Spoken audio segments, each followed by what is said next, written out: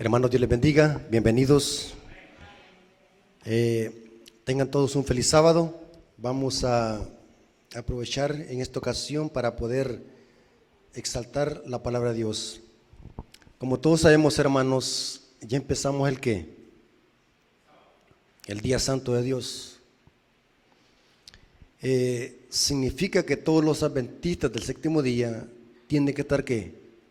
Aquí reposando. ¿Estamos de acuerdo, hermano? Si no están aquí es porque están enfermos o porque andan trabajando todavía o porque quizás otros andan estudiando. ¿Sí? Entonces, recordemos, hermanos, que los bordes del sábado hay que respetarlos cuando inicia y cuando el sábado termina. Hay que respetarlo. Y como adventistas del séptimo día, es necesario que se esté recordando esto, nuestras creencias y doctrinas. Saben de que muchos sabemos de que el sábado es día santo, pero el problema está en que no sabemos cómo se observa. Muchos adventistas quebrantan el sábado, lo pisotean, unos inconscientemente y otros a propósito. En realidad, hermanos, no quiero hablar del sábado, pero estoy haciendo esto como un preámbulo. Hermanos, según la Biblia, ¿qué es pecado? Transgresión de la ley. Y Santiago 2:10 dice que el que quebranta un mandamiento es culpable de todo. Seamos sinceros en responder, sin prejuicio y sin preconcepto. ¿Cuál de los 10 mandamientos vale más que otro? Todos valen igual. Ahora los voy a meter en aprieto. ¿Por qué en la iglesia se fraterniza a alguien porque ha cometido adulterio, fornicación? Pero ¿por qué no disciplinan a alguien o defraternizan a alguien de que quebranta el sábado? Si es lo mismo. Si usted dice que no es lo mismo, entonces estamos igual que los protestantes, porque los protestantes son selectivos, piensan de que los mandamientos de Dios son como un menú, que usted al restaurante va a pedir lo que le da la gana. Según la Biblia, todo o nada. Fíjense, hermanos, que la matemática de Dios es extraña. La matemática de Dios es extraña, porque según la aritmética, la matemática, 10 menos 1, ¿cuánto es? 9. Pero según la matemática de Dios, 10 menos 1 es 0. El que guarda toda la ley y ofende 1, 0. Se hace culpable de todo. Y esto no es legalismo, es obediencia a la palabra de Dios. No estamos diciendo que por guardar la ley o por guardar el sábado alguien se va a salvar. Ese es legalismo. Estamos hablando de obediencia legítima. Un verdadero adventista del séptimo día tiene que estar aquí. Tiene que estar aquí. ¿Verdad que necesitamos que nos den un estudio cómo debemos de guardar el sábado? ¿Sabe usted qué es lo que hay que hacer en sábado y qué es lo que no hay que hacer? Yo sé que muchos no siguen mi canal, pero en mi canal tengo ese material. Pero como iglesia, en los púlpitos se necesitan estarle recordando a la iglesia cómo se guarda el sábado, qué es lo que hay que hacer en sábado, qué es lo que no hay que hacer, qué es lo que está permitido hacer en sábado y qué es lo que no está permitido, según lo que dice la Biblia, no lo que dice la iglesia adventista. Porque siempre salen diciendo a alguien, no, ahí no voy porque la iglesia adventista se inventa normas. No, hermanos, los adventistas no nos inventamos normas ni leyes. Todo está escrito en la palabra de Dios. Bueno, haciendo eso como introducción, hermanos, quiero que oremos, porque quiero que abramos la palabra de Dios y estudiemos. Así que vamos a orar, oremos. Bendito Señor que estás en el cielo, santificado sea tu nombre. Gracias porque nos permites esta oportunidad maravillosa de poder estar en tu día santo, en las primeras horas de tu día santo, para poder gozarnos con nuestros hermanos de la iglesia central de la ciudad de Nahuilingo. Gracias porque permitiste a tu siervo que pudiese estar aquí para poder compartir tu palabra ahora, mañana en el culto de adoración y también en la vigilia que vamos a tener en la noche. Gracias, Padre, porque nos has permitido congregarnos. Te lo agradecemos en el nombre de Jesús. Amén. Ok, mis amigos y hermanos, queremos usar como base Mateo 24, versículos 6 al 10. Leemos y leemos, pero no entendemos. Estos versículos son muy conocidos en la iglesia adventista, pero que muchos desconocen su significado. Noten cómo dice Mateo 24, versículos 6 al 10. Mateo 24 se le conoce como el sermón profético de Cristo. Cristo habló mucho de profecía. Mateo 24 es un sermón profético que tiene doble cumplimiento. Se cumplió antes de la destrucción de Jerusalén, que fue en el año 70, y se va a cumplir a una escala mundial antes de que Cristo venga por segunda vez.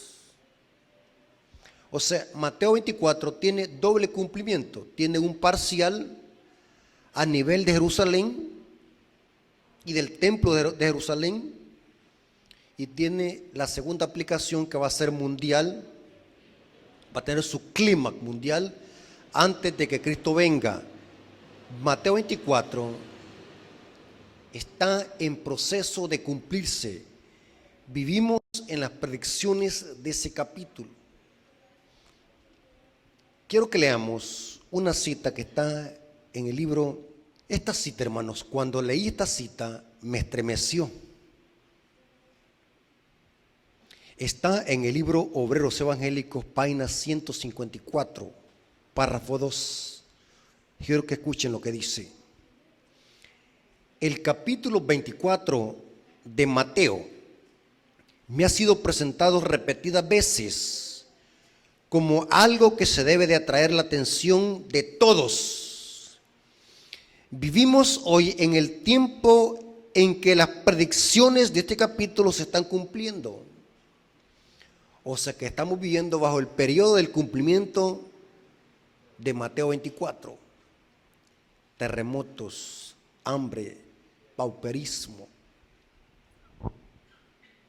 guerras, terremotos, tsunamis, epidemias, pandemias, virus. Vivimos en el tiempo de Mateo 24. Llegará un momento donde la gente ya no creerá que la Biblia es un libro de cuentos, como dice la gente. Todo se está cumpliendo al pie de la letra, hermanos. Pero noten la segunda parte de la cita. Expliquen nuestros predicadores y maestros estas profecías a quienes instruyen. Excluyen de sus discursos los asuntos de menor importancia y presenten las verdades que decidirán el destino de las almas. Tremendo, hermano. Repito lo que dice la cita. Expliquen nuestros predicadores y maestros estas profecías a quienes instruyen. Excluyan de sus discursos los asuntos de menor importancia. ¿Cómo? O sea que hay en el púlpito se vienen a predicar cosas que no son de importancia. Sí. Y le está hablando el lenguaje de los predicadores y maestros, pastores, ministros. Hay temas que son de alerta y de verdad presente para la iglesia. Excluyen de sus discursos los asuntos de menor importancia y presenten las verdades que decidirán el destino de las almas. Poderosa cita, hermanos. Excluyen. Pero hoy, hermanos, en los púlpitos adventistas, en la mayoría, no estoy generalizando porque siempre hay excepciones. Usted va a todas las iglesias adventistas en sábado, va a encontrar solo temas que no tienen nada que ver con verdad presente. Temas sentimentales que aburren y matan a la hermandad, que no tienen nada que ver con la preparación para la crisis final. Comenzando desde nuestra cúpula. ¿Sí o no? Y traemos a predicadores de otro país y les pagamos gran cantidad de dinero solo para que vengan a contar historias y chistes. No lo digo yo, lo dice ella. Excluyan de sus discursos los asuntos de menor importancia y presenten las verdades que decidirán del destino de las almas. Saben de que yo me da decepción, y esto lo repito de vez en cuando. ¿Cómo es posible que reunamos en un anfitrión, en un lugar, en un estadio, 50,000 personas solamente para predicarles temas tipo pentecostales? Cuando ahí sería la oportunidad. Saben que, hermano, yo quisiera estar en un estadio donde hubieran 50,000 personas para hablar de la marca de la bestia. La gente alertarla, y la gente cuando viene a escuchar estos temas dice: hey, ahí donde voy yo no me enseñan esto, salgamos. Hay gente, ¿saben qué? Hay gente que dice: ahí donde yo voy no me enseñan esto que ustedes enseñan los adventistas, me gusta lo que ustedes enseñan. Hay gente que me escribe y me dice: yo estoy aprendiendo con lo que usted enseña, porque en mi iglesia no enseñan eso. O sea, predicar temas que la gente la hagan conocer, que estamos viendo en los últimos días. Aquí dice: excluyen de sus discursos los temas de menor importancia. Tremendo, hermanos. Ahora, hermanos, en Mateo 24, versículos 6 al 10, encontramos algo interesante. Quiero que se concentren. Esta es una clase que estamos teniendo, hermanos. ¿Están conmigo? Vamos a ver algo allí que muchos no lo notan, porque leen a la carrera esos versículos. Noten cómo dice: y oiréis de guerras, rumores de guerras. Mirad que no os turbéis, porque es necesario que todo esto acontezca. Oigan bien lo que voy a decir, hermanos. Una vez los hermanos hicieron una cadena de oración para orar para que se pararan los terremotos, o orar para que Dios quite las pandemias. ¿Es correcto eso, hermano? Señor, quita los terremotos, Señor, que ya no haya terremotos, que ya no haya coronavirus, que ya no haya pandemia, que ya no pelee Putin con Ucrania. Esas son oraciones apóstatas. Lo que usted está haciendo es poner a Dios en contra de su palabra. ¿Cómo es posible que yo le voy a decir a Dios que quite eso? ¿Saben? Inclusive hay hermanos que dicen: hermano, oremos por tal país para que cese la guerra. Oraciones apóstatas. Siempre cuando hay una guerra salen los facebookeros diciendo: oremos por tal país para que cese la guerra. Oraciones apóstatas. ¿Para qué hay que orar? ¿Para qué hay que orar? Para que la gente se arrepienta y cree en el Evangelio, no para que se ceden los terremotos. ¿Para qué voy a estar orando para que se quiten los terremotos y la guerra? Si eso tiene que acontecer. Aquí dice: hay que orar para que la gente se arrepiente y cree en el Evangelio. No orar por los terremotos, no orar para que se quiten la guerra, no orar para que se termine la dictadura en Venezuela. No hay que orar para eso.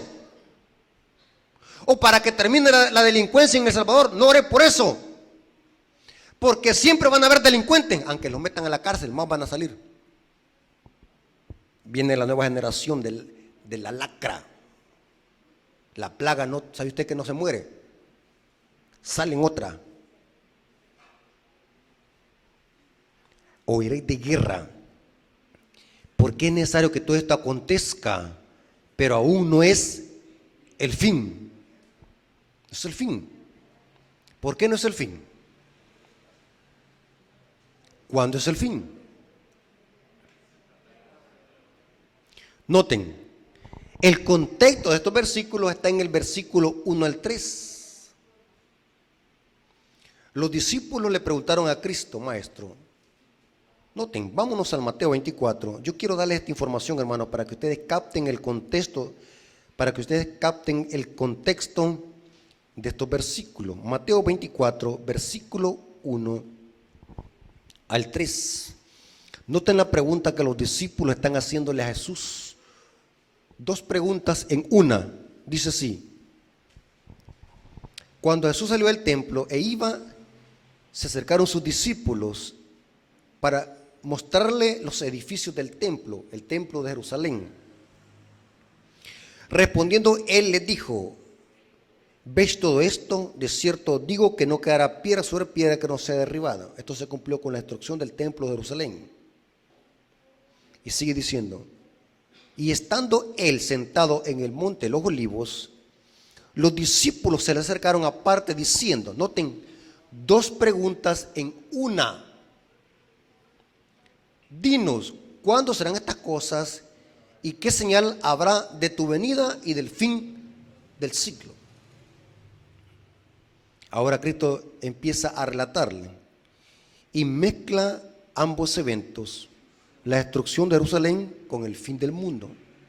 Pero los discípulos quieren saber cuándo será el fin del siglo, en otras palabras, el fin del mundo. Y Cristo les dice: oiréis de guerra, rumores de guerra, habrán pestes, hambres y terremotos, pero aún no es el fin. Pero los discípulos están preguntando: ¿cuándo será el fin? Y Cristo, en lugar de responderles, mezcla ambos eventos y empieza a relatar: habrán guerras, terremotos, hambres y pestes, pero esto es principio de dolores, pero aún no es el fin. La pregunta es: ¿cuándo será el fin? ¿Cuál será la señal del fin? Porque noten cómo dice: ¿y qué señal habrá de tu venida y del fin del siglo? Los discípulos están preguntando, lean conmigo, los discípulos están preguntando por una señal en específico, no por señales. ¿Están conmigo, hermano? ¿Están leyendo conmigo? Dinos cuál será la señal. Los discípulos están preguntando por una señal. Los terremotos, hambres y pestes no son señales que anuncian la venida de Cristo. ¿Sabía usted de eso? Sino que es otra la señal que anuncia la venida de Cristo. Terremotos, hambres y pestes siempre han habido, aún antes de que Cristo relatara el sermón profético de Mateo 24. Los discípulos están preguntando por una señal en específico. Dinos cuándo serán estas cosas y qué señal habrá de tu venida. ¿Cuál es la señal que anuncia la venida de Cristo? Correcto. Vámonos a Mateo 24, versículo 14. Allí está la señal. Mateo 24, 14. Y será predicado este evangelio del reino en todo el mundo, para testimonio a todas las naciones. Entonces, ¿qué? Vendrá el fin. ¿Cuál es la señal que anuncia la venida de Cristo? La predicación del evangelio, que en Apocalipsis 14 se le llama los mensajes de ¿qué? De los tres ángeles, que van ¿a dónde? A toda nación, ¿qué? Tribu, lengua y pueblo. Ahora, vamos aquí a una información más importante. ¿Están conmigo, hermanos? Se levantará nación contra nación, pero Cristo dijo, aún no es el fin. Y sigue diciendo, porque se levantará nación contra nación, reino contra reino, habrá pestes y hambres y terremotos en diferentes lugares. Y todo esto será principio de dolores. O sea que solo hemos visto la pulga, falta que veamos el elefante. O sea, van a haber cosas peores, ¿sí o no? Van a haber cosas peores. Ahora, noten ahora lo que quiero enseñarles. Quiero que se concentren. ¿Están aquí todavía? Esto será principio de dolores. Entonces, ¿qué significa la palabra entonces? Esa palabra está conectándose con lo que viene relatando Cristo. Entonces os entregarán a tribulación y os matarán y seréis aborrecidos de todas las gentes por causa de mi nombre. La pregunta es, ¿por qué os entregarán a tribulación? ¿Por qué? ¿Por qué seremos aborrecidos y por qué seremos matados? ¿Por qué, hermano? Saben de que muchos no saben lo que voy a decir. Pero ¿saben por qué es que seremos aborrecidos y matados y entregados a tribulación? ¿Quieren saber? Porque según el contexto, entonces es porque el mundo nos va a echar la culpa a nosotros de las desgracias cayendo sobre este planeta, como se le echó a Elías. Saben que la Biblia dice que sobre Israel apóstata cayó una sequía de 3 años y medio. Y acá, ¿a quién le echó la culpa de esa desgracia? Al profeta Elías. La gente le cargará la culpa ¿a quiénes? Al pueblo fiel. Le echarán la culpa de que son los culpables de las desgracias, terremotos, hambres y peste. Por eso seremos aborrecidos. ¿En qué época fue el terremoto aquí en El Salvador? En el 2001. Sí, nosotros estábamos saliendo de la iglesia ahí, de la iglesia de Tecoluca, la central. Ahí me congregaba al principio, saliendo del culto en la entrada, y se viene acá el terremoto. Como solo las casas de adobe habían en esa cuadra, yo veía como que era el juego de Mario Bros. Todas las casas cayendo, como que era película. Sí, como las casas de adobe se soplaban. Y la gente corriendo para un lado para otro, grandes parpajos, en pánico. Y cuando paró el terremoto, salimos cada quien para nuestros hogares a ver cómo estaban nuestros seres queridos. Y yo recuerdo, hermano, que cuando íbamos pasando por la calle, la gente decía, por culpa de esos desgraciados es que está temblando. Nos echaban la culpa a los adventistas del séptimo día. En mi pueblo, la historia se repite. Vendrá un tiempo donde la gente, al ver de que están cayendo los juicios de Dios sobre esta tierra, la gente en lugar de arrepentirse se van a llenar de ira y le van a echar la culpa a los hijos de Dios, como fue con Elías. Por eso dice, entonces os entregarán a tribulación, os matarán y seréis aborrecidos de todas las gentes por causa de mi nombre. Muchos, aquí está, hermano, la prueba, el zarandeo, muchos tropezarán entonces y se entregarán unos a otros, y unos a otros serán aborrecidos. O sea que en la iglesia va a haber una diserción, una apostasía. Se van a entregar unos a otros y serán aborrecidos. Tremendo, hermanos. Ahora, ¿qué tiene que ver esto con nuestra salvación y vida eterna? Hay una referencia bíblica que indica, oigan bien, hermano, lo que voy a decir, que indica que cuando esto suceda, también las Biblias van a ser quitadas y quemadas. ¿Oyeron, hermano? Las Biblias van a ser quitadas y quemadas. ¿Dónde dice eso? El capítulo paralelo a Mateo 24 lo encontramos en Marcos 13, especialmente los versículos 9 al 11. Noten cómo dice: pero mirad por vosotros mismos, porque os entregarán a los concilios. ¿Por qué, hermano? Porque se nos echará la culpa a nosotros de las desgracias sobre el planeta. Y en las sinagogas os azotarán, y delante de gobernadoras y de reyes os llevarán por causa de mí, para testimonio a ellos. ¿Por qué va a permitir Dios que sus hijos vayan a testificar a los concilios y los tribunales?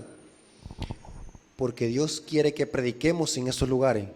Mucha gente se va a convertir en esos lugares. Y noten cómo dice: y es necesario que el evangelio sea predicado ante todas las naciones, pero cuando os trajeren para entregaros, no os preocupéis de lo que habéis de decir, ni lo penséis, sino lo que os fuera dado en aquella hora, eso hablad, porque no sois vosotros los que habléis o los que vas a habláis, sino el Espíritu Santo. Ahora, quiero que lo tengamos en este fragmento. Pregunto, hermanos, cuando seamos llevados a los concilios y los tribunales, ¿vamos a dar Biblia? ¿Esa Biblia que usted tiene la va a andar allí? ¿Cómo lo sabe? ¿Que no la vamos a tener? Porque el Espíritu Santo nos recordará. ¿El qué nos va a recordar? Lo que hayamos estudiado, ¿qué? Antes. Eso, vamos, ¿qué? Significa que estos cristianos que van a ser llevados a los tribunales eran estudiosos de la Biblia, ¿sí o no? ¿Eran estudiosos? Sí. ¿Qué pasa hoy cuando a un adventista le hacen una pregunta? Se queda mudo. ¿Por qué? Porque no estudia. Y esto se ve hasta en las redes sociales. Hay hermanos que como no saben cómo responder, mejor no comentan y callan. Porque no tienen argumentos sólidos y bíblicos para responder. Porque no estudian. Las Biblias van a ser quitadas y quemadas. Esta es evidencia de que el diablo no va a poder quitar la palabra de Dios de nuestra mente. Vamos a hablar. El Espíritu Santo nos recordará lo que hemos estudiado anteriormente. Hermanos, ¿cuánto tiempo le dedicamos al estudio de la Biblia? ¿Ah? Al estudio, no leer. Porque hay hermanos que dicen, voy a leer la matutina, o voy a leer un versículo bíblico. Solamente lo leen, solamente por leerlo, ni saben qué significan. Noten, el Espíritu Santo nos recordará.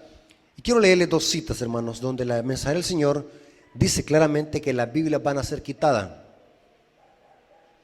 Esta cita está en el libro Eventos de los Últimos Días, página 60, párrafo 7, dice: llegará el tiempo cuando muchos serán privados de la palabra escrita. Pero si esta palabra está grabada en la memoria, nadie puede quitarla de vosotros. Oiga, aquí no la puede quitar el diablo. La puede quemar. Nos puede privar de la palabra escrita, pero de la mente no la va a poder quitar. Tremendo, hermano. Esta otra cita, noten cómo dice. En el párrafo 8 de la misma página, página 60, dice: estudiad la palabra de Dios, memorizad sus preciosas promesas, de tal manera que cuando seamos privados de nuestras Biblias, aún podamos estar en posesión de la palabra de Dios. ¿Por qué? Porque la tenemos en la mente. A mí, hermanos, me da una gran vergüenza que hay adventistas que cuando les hacen una pregunta no saben responderla.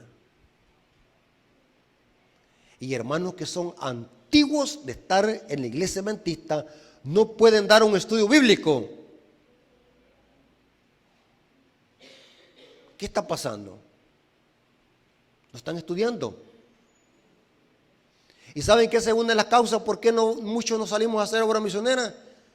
Porque somos ignorantes de la palabra. Otros por el mal testimonio que tienen miedo que les vayan a sacar los trapos al sol. Pero la mayoría no va a dar estudios bíblicos porque no conocen la Biblia, las Escrituras. No pueden dar un estudio bíblico. No leen, no conocen, no estudian. ¿Qué nos está pasando? ¿Se dan cuenta, hermanos? Porque Cristo, si viniese hoy, todos los perderíamos, la mayoría los perderíamos. No estamos preparándonos nosotros para la crisis que viene. No estamos estudiando, no estamos profundizando en la Biblia. Pero vayamos a ver. Hoy pregúntele a un hermano de novelas y de películas y de fútbol, sí saben. Pregúntele a la Biblia, hermano, explíqueme Apocalipsis 11, ¿qué dice de los dos testigos? Se quedan mudos. Y lo digo con respeto, hasta muchos ministros, háganle esa pregunta, se quedan mudos. ¿Ah? Pero pregúntele de películas, de Hollywood. Pregúntele del Real Madrid y del Barça. Ahí les encanta. O las hermanas de novela, les encanta. Pero pregúntele de Biblia. Hermano, ya no predique mucho, me aburre mucho, predique 15 minutos. Ya me lo han dicho así, predique 15 minutos. Entonces solamente vengamos aquí al púlpito a orar y los vamos. Imaginen qué es lo que nos está pasando como iglesia, hermanos. Que dice, seremos privados de la Biblia. Saben, hermano, hoy Nosotros tenemos el privilegio de conocer la Biblia y nadie los anda prohibiendo. Vendrá un tiempo donde la palabra de Dios dice que vendrá hambre.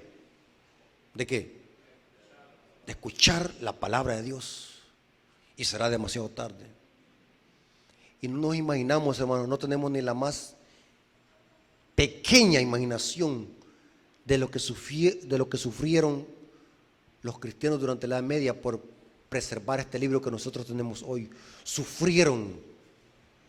En los tiempos de la Inquisición romana, ya se vio eso en la historia, por leer la Biblia y por tener una Biblia en nuestras casas, era segura una decapitación en el periodo de la Inquisición romana.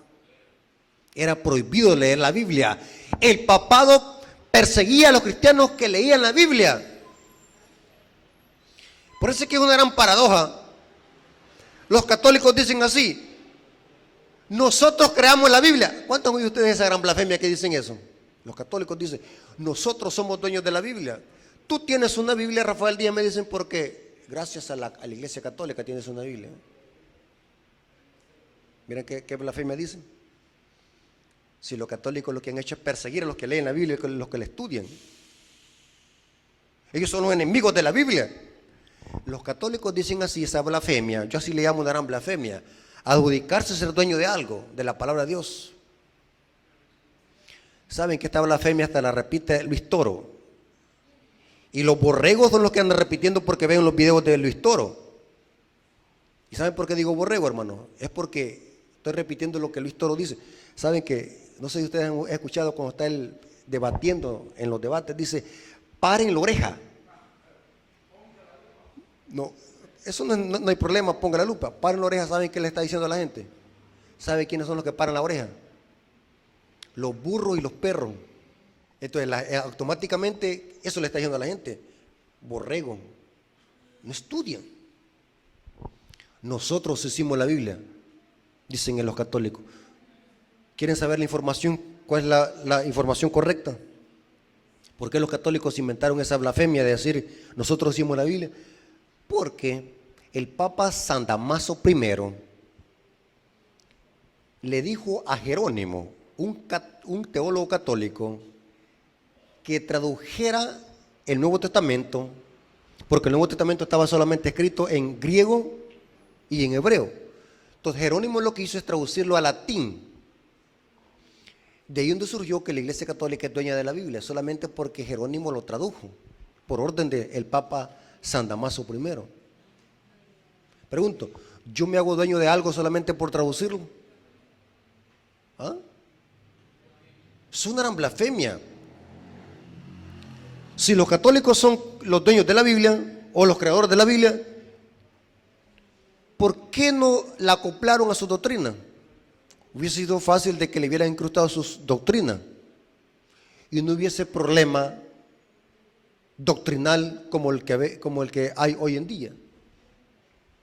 Hermano, la Biblia es propiedad de Dios, es propiedad del Espíritu Santo, no de la Iglesia Católica.